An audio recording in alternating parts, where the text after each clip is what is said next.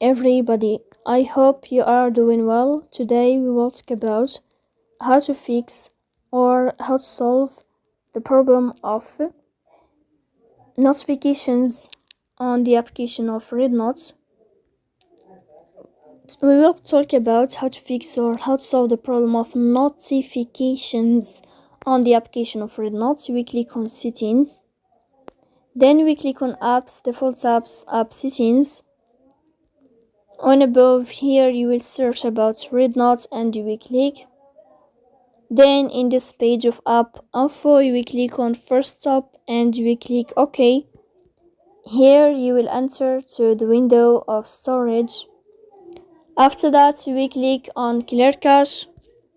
In the end you can turn off your Wi-Fi and you can turn on your Wi-Fi again to fix that problem. So please don't forget to support us by liking